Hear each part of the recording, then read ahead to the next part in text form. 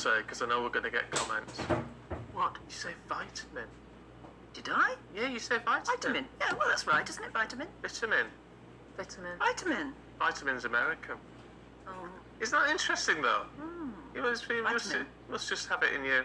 It's just in there, yeah. But we are getting increasingly Americanized We are. in our pronunciations. I found myself saying Z the other day. No. Z. Yeah, I know. Isn't it terrible? But I'm saying it, and actually it's quite easy to say. You know, it comes easily now. Said. Yeah. Yeah. Oh, I there you go. You're going all I watch American. too much telly, that's what it is. All American. Yeah. Okay, let's have a look through the papers this morning. We're Mariana Hotter and Tom Slater. Good to see you both. Good day. Yes. Oh, that's Australian. Yeah. Never mind. All right. Begins with an A now. Yeah, no, it's close enough.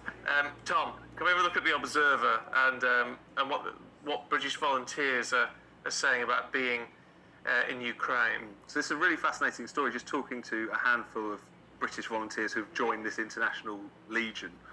Tens of thousands of people from across Europe and the West and elsewhere have gone to fight on the front line.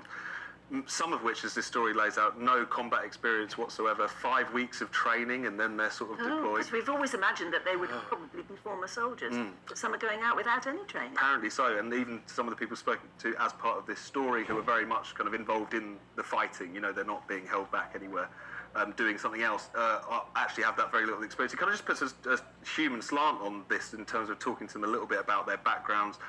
One of the people spoken to here was working in a warehouse, lost his job, but then saw what was going on and felt inspired to go and fight. Someone else quit their job as cabin crew with EasyJet to go and to take part in this, and just to kind of there's just something about this particular conflict, just having that pull for certain people and making this the kind of the biggest instance of these kind of international brigades since the Spanish Civil War. So really incredible, inspiring stuff, definitely. Yeah, you see, I You're uneasy about it, aren't you? yes, I think they're making a very big mistake.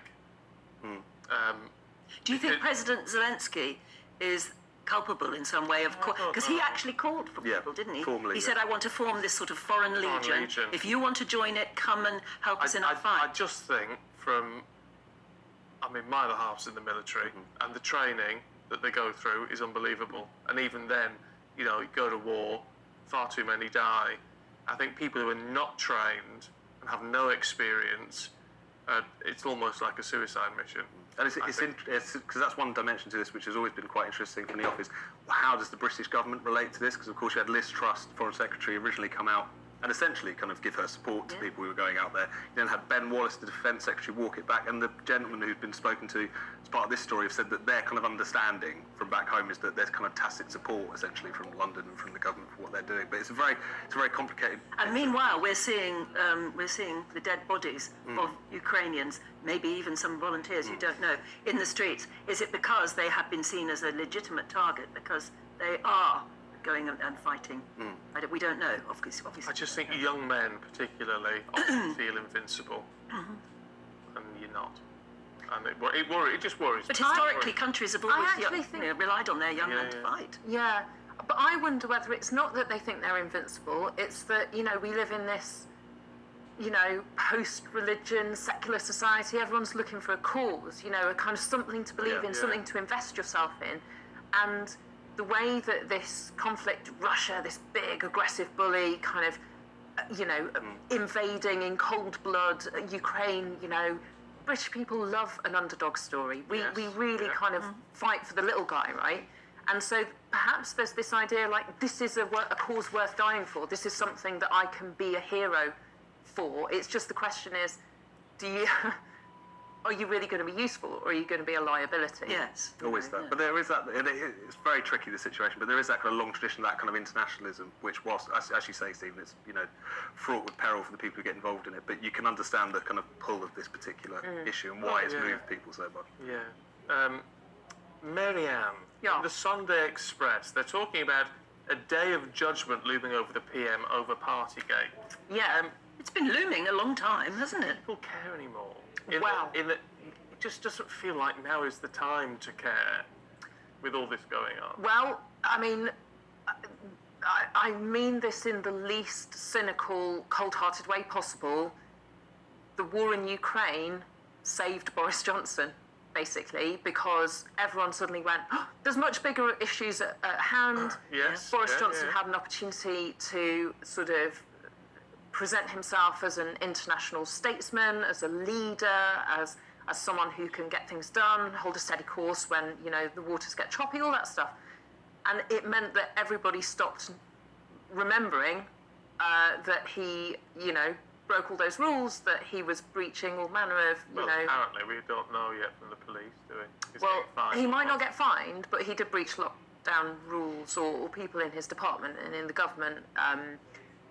But the question, the kind of the focus of this particular piece in the Express is that lots of junior members of the kind of Downing Street operation were issued fines this week, and more senior members of who were being investigated, so people like Boris Johnson, Carrie, the Cabinet Secretary, Simon Case, who was the guy who sent that kind of notorious email about the garden party. Yeah, bring your own booze. Yeah, exactly. So they might be maybe issued fines this week, and the question is, will anyone care when it happens? Will I we really do find think out? we should. I think Apparently, those top-level ones we'd find. there's not there's everyone such involved. strong public interest that I think there's The top officials. there's reason that it would be made public. What's the bet that Boris won't get fined? Well, that's because apparently, from people who are expert in these very labyrinthine rules that we're all living under, he's got a lot more leeway because it's also his home. That's So, what I think. and the garden party, all these other things, it's very difficult to break rules in your own residence, as Yeah. it were. So Yeah. maybe that will be the thing that saves him from the fine in the end. But then the other question is, obviously the local elections are coming up in May, and this is a survey done by the Countryside Landowners Association looking at rural support for the Conservative Party, and basically they're saying 66%, so 2/3 of people are saying that the government isn't doing enough to support rural communities, and the Conservatives can't rely on that kind of old blue traditional supporter base, because they're looking at what the government is or isn't doing. This cost of living crisis looming. It's just interesting going, you say that. You are not on our side. Tony's been in touch this morning. Morning, Morning, Tony. Tony. He says, I'm a Conservative, been voting Conservative all my life. I'm 70. But after last Thursday's Claridge's soiree with canapes and champagne for Boris and his cronies, under the shadow of financial austerity, such lack of empathy and feeling for the great British public's concern, I hereby resign my Conservative affiliation, starting at the local elections in May, and any general election thereafter. It's Labour for me. He says, it can't be any worse, can it? Boris is a buffoon. I wonder if it could be any worse. I don't know. I just think, well, look, I mean, I don't think it could. I get where you're coming from, Tony, because Yeah. it's, I mean, that soiree. I'm hearing a lot of... Would Labour Views like really that. have done that national insurance hike?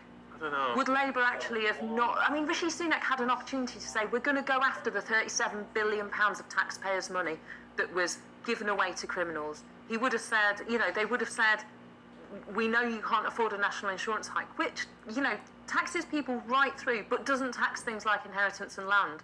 It's such a crude way of basically taking money off people who are working hard or trying to conserve their benefits as carefully as possible. The problem is, we don't know what Labour would have done because No. they're not in power, and they can say what they like. Any opposition party can say what they like. It's when they get in power that things become difficult. And they're nowhere Sure. near power at the So moment. judge those who are in power, and I for one, think that they are not doing us well. Okay, let us know what you Beginning think. to hear more and more of that, aren't we? Meanwhile, Tom, tell us about the controversy. Is that right? Not a controversy. Controversy Guarding or against controversy over female athletes, whether or not they are, and whether or not the playing field is now fair. Yeah, so there's this, a campaign's been launched in the past week, essentially around the question of sex-based rights. It's partly about the sports thing, but also just in general, to kind of put pressure on politicians to just be answerable on these particular questions. So a range of women's rights groups have got together to essentially put the question to politicians, to political parties about will they defend single-sex spaces like women's refuges and things like this, single-sex sports, and a key part of their campaign actually just being around the ability to talk about these issues at all. So the person who leads it, Maya Forstater, is a researcher, a tax expert who lost her job at a think tank because of her gender-critical views, and she's since again had a complaint upheld at a tribunal and all the rest of it. But just even being able to make these points to suggest that sex-based rights are important, very hard won, and that whilst trans rights should be respected, they shouldn't come at the expense of sex-based rights. So a campaign to put pressure on politicians, and as we've seen in the past week, a lot of politicians, particularly in the Labour Party, have, shall we say, stumbled a lot over this particular question. Why is it so sensitive? Is it because the people who are outspoken about these things have such, I don't know, huge profiles in social media and can get campaigns together? Why are we so scared to speak about this and to discuss it properly? I think that's a really important question, because I think actually the position that people are scared of kind of breaching, if you like, the idea that you've just got to chuck the idea of biological sex out the window, that's a very minority position. I think the vast majority of trans people wouldn't even necessarily suggest that you have to go that far. And it's being dominated by those ideologues. Yes. That's who's people are afraid of. I tell you what I think the problem is. It's misunderstanding and hate. And the minute that you say something which questions, I say, like with the athletes, questions whether a trans woman can compete as a woman in the Olympics or whatever it may be, people jump onto that who just want to hate. Exactly, that's what I mean. Yeah, and it feels like a that's the campaign, problem. doesn't it, then? So you need to be able to talk about these things without these hate groups getting involved who don't understand what these, I mean, trans people, what they go through, what the horrific pressures they go through. But it's been interesting that a lot of prominent trans people have come out and said, with the swimmer, Leah Thomas, saying, no, she shouldn't have competed. Because, she's, it was an unfair advantage.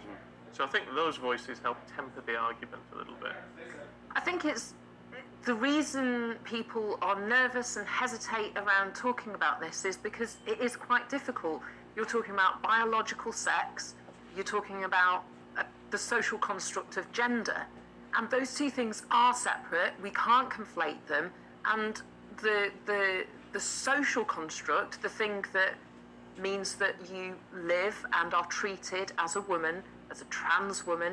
We've got, it's that idea, intersectional identity. It used to be easy, didn't it, to say, this is a man's sport, this is a woman's sport, or whatever. And now, suddenly, the blurring between the two is so complicated, you can no longer do it on gender. I don't know what you do it on, then. No, but it's interesting when you say you can't conflate sex and gender, and I think that's right. And a lot of people who seem to be quite anti-trans, I'm not saying you are by any stretch of the imagination, but they sort of say, yes, there's sex and gender. But what they don't want to accept is that people's sex and gender do not always tie up. Absolutely. And in the way that, people say, well, back in the day, that didn't exist. It's not true. It was there. Of course it did. Yes, if you look across across cultures and through history, there were, you may well have had these kind of binary categories that work for the majority, but there were always people. There were always people who were. I don't fit in those categories, and it's a cultural response as to what we collectively and individually do and say about But that. unless and we can talk about it openly, we'll never come up with anything that pleases everybody. I think that's it an has to be important point. kindness and respect. And talking about it is so important, because as you were suggesting earlier, Stephen, the more that the debate doesn't happen, the more it can get dominated by people we wouldn't want it to be dominated by, and also the more heat goes into it. And so I think just being able to have an open discussion is accepting that a lot of the feminists who are concerned about this have concerns for the right reasons and not just coming in it because they want to hate on trans people, and just trying to find a way through this, because it seems to me we can do that. It's just the discussion's been dominated by ideologues, I think, so far, particularly on the gender side. Respectful discussions and respectful disagreements, I think, is the way forward on all of these things. We're out of time, but we will see you next hour. Hurrah. So I look forward to that. Thank you both.